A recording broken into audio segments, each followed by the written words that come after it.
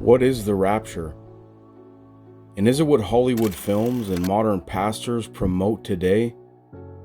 Let's examine the evidence as we stand on the truth of Scripture in context.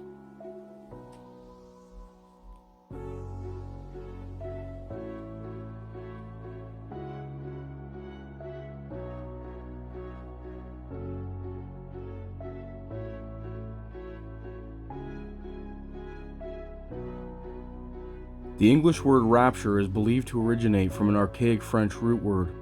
In Latin, however, the word is rapio, meaning to seize or snatch away in relation to an ecstasy of spirit, or the actual removal from one place to another.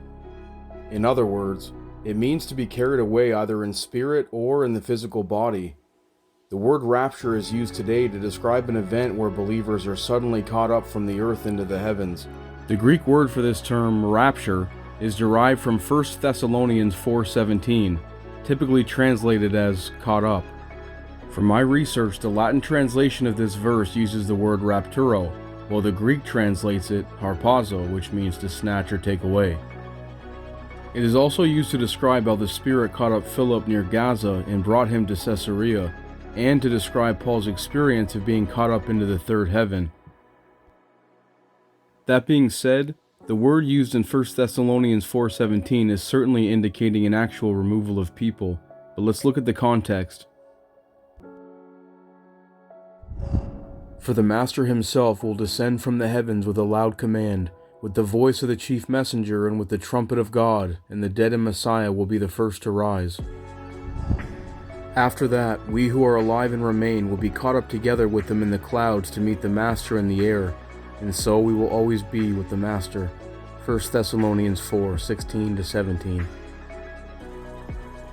I believe many people fall into bad doctrines simply because they view these passages through the error of dispensationalism and confuse passages that are clearly speaking of the gathering, or rapture, that takes place at the resurrection when our Messiah Yahushua arrives with the kingdom.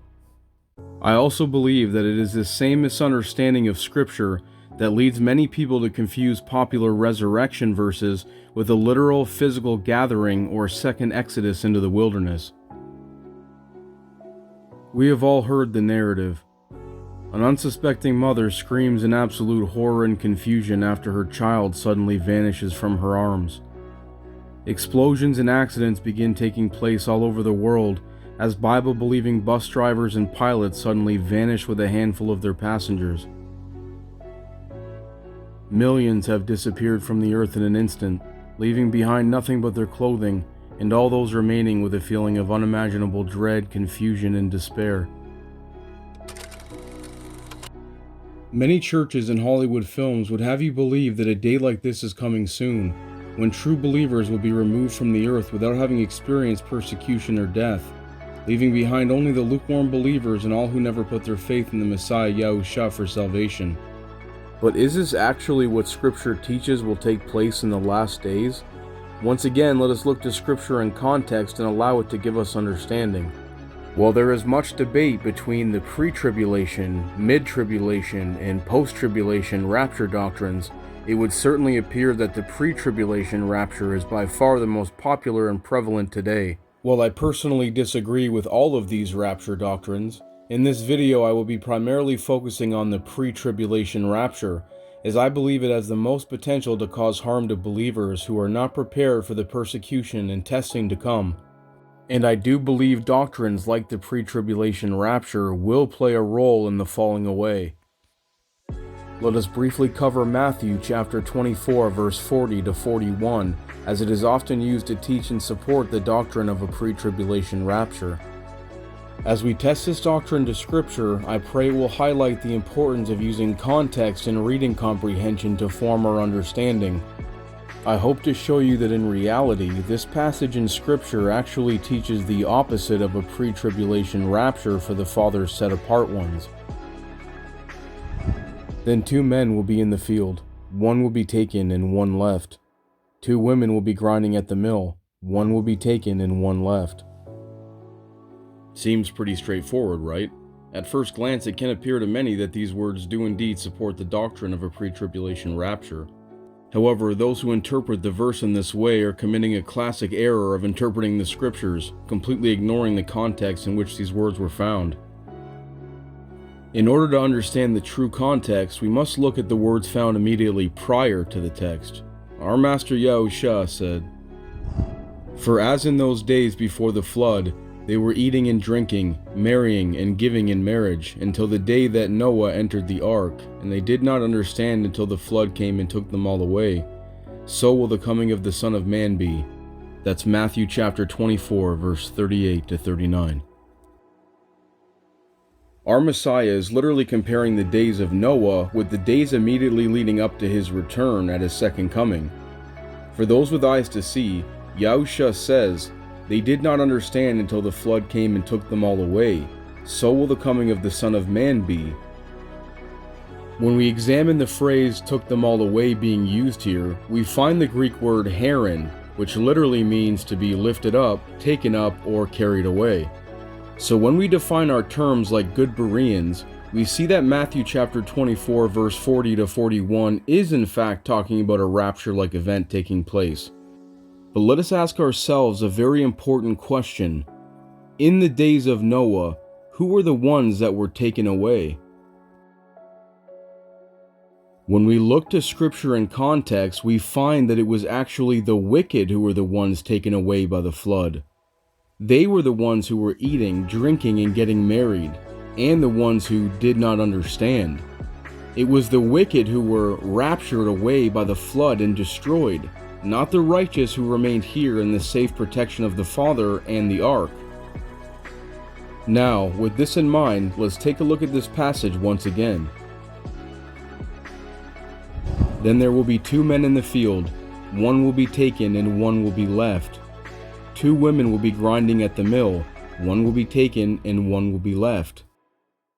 If we actually take context and basic reading comprehension seriously, which we should, we are left with no choice but to understand that the ones taken were the wicked and not the righteous. Our Master Yahushua is simply using another example to explain the same concept in the previous example of Noah. 2 men will be in a field, and suddenly the wicked will be raptured or taken away, and the righteous believer will be left in safety. 2 women are grinding at the mill. The wicked woman is taken while the redeemed woman is left behind in safety. The Amplified Bible translation actually captures the context of this verse perfectly. "And they did not know or understand until the flood came and swept them all away. So will the coming of the Son of Man be, unexpected judgment. At that time, 2 men will be in the field. One will be taken for judgment, and one will be left. 2 women will be grinding at the mill. One will be taken for judgment, and one will be left." The Most High's Torah, the Hebrew word for instruction, tells us that a matter must be established by the testimony of 2 or 3 witnesses. Deuteronomy 19 verse 15.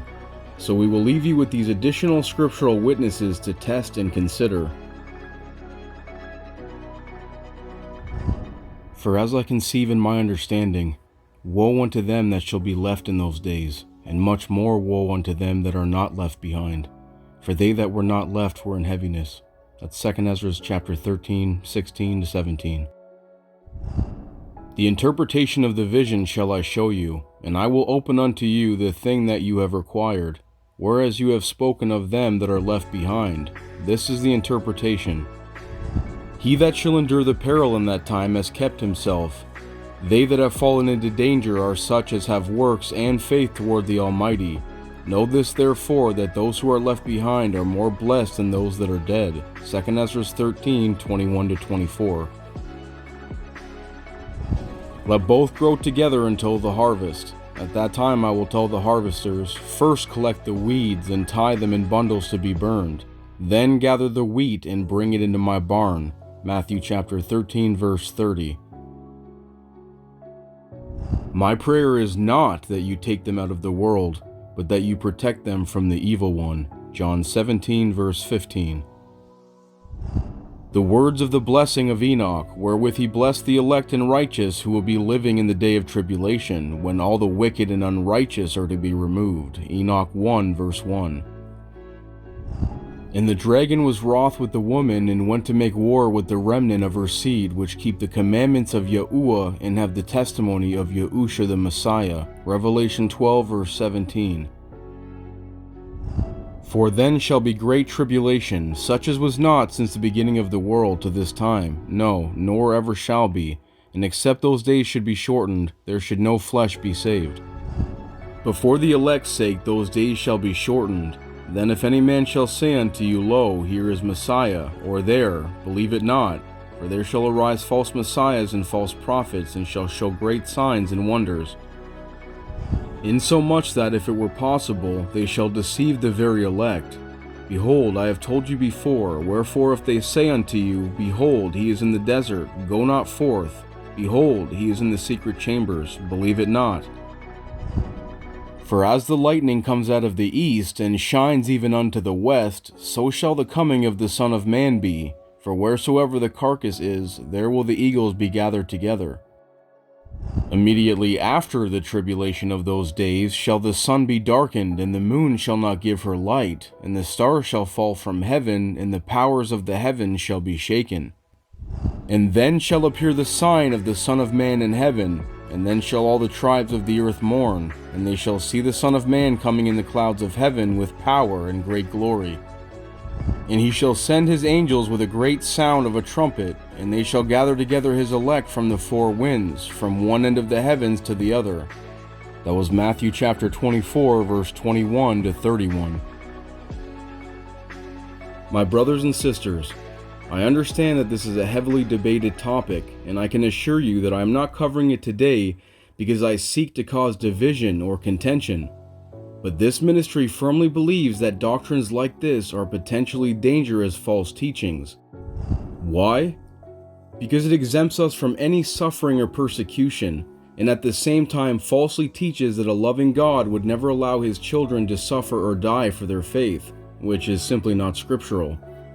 As we draw closer each day to the return of our Master Yahusha, our faith must be able to withstand whatever may come, especially because we are told that many will fall away from the faith. Are we not already seeing a great falling away taking place? Our Messiah himself once said, "When the Son of Man returns, will he find faith on the earth?" Brothers and sisters, let us not be found lacking in our faith in these final hours. Let us never forget our brothers and sisters living in countries hostile to the gospel of the kingdom, and pray that we will have the same faith and fortitude to stand with them when our time of testing, persecution, and death comes, and we believe it is coming much sooner than we expect.